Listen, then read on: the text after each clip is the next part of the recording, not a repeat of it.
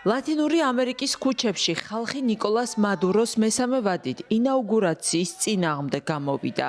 პროტესტი გამოხატეს ბრაზილიაში, სადაც აქციის მონაწილეების მთავარი დევიზია თავისუფლება ვენესუელას. ჩილეს დედაქალაქ სანტიაგოში შეკრებილმა ხალხმა კი უკვე იცოდა ინფორმაცია იმის შესახებ, რომ ოპოზიციის ლიდერი მარია კორინა მაჩადო დააკავეს. გავრცელებული ინფორმაციით ვენესუელის ოპოზიციონერი ამ დროისთვის გათავისუფლებულია. მარია კორინო მაჩადოსთვის ცდილობენ თავისუფლების წართმევას, რომელიც მან მოგვანიჭა.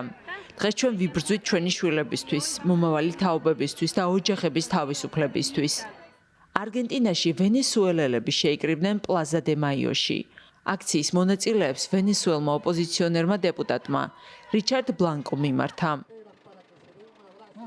თქვენ ყველაზე მნიშვნელოვანი ხართ. უნდა ვიყოთ ერთიანი, რაც შეეხება მარია კორინას, ის აუცილებლად დაბრუნდება ქუჩებში. მექსიკაში აკრიტიკებენ პრეზიდენტ კლაუდია შეინბაუმს. მას ხალხი მოუწოდებს დიქტატურას მხარს უნდა უჭერს. ვენესუელის ეროვნულმა საარჩევნო საბჭომ მადურო არჩევნებში გამარჯვებულად გამოაცხადა. ვენესუელის ოპოზიციის მტკიცებით ოპოზიციის მიერ წარდგენილმა კანდიდატმა გონსალესმა მოიპოვა გამარჯვება და შესაბამისი მტკიცებულებებიც წარადგინეს.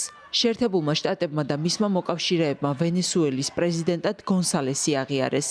ამერიკის შეერთებული შტატების პრეზიდენტმა ჯო ბაიდენმა რამდენიმე დღის წინ შეხვედრა გამართა ვენესუელაში ოპოზიციის მიერ წარდგენილ პრეზიდენტობის კანდიდატ ედმუნდო გონსალესთან. ბაიდენმა განაცხადა, რომ ვენესუელაში ხალხი იმსახურებს ძალაუფლების მშვიდობიან გადაცემას.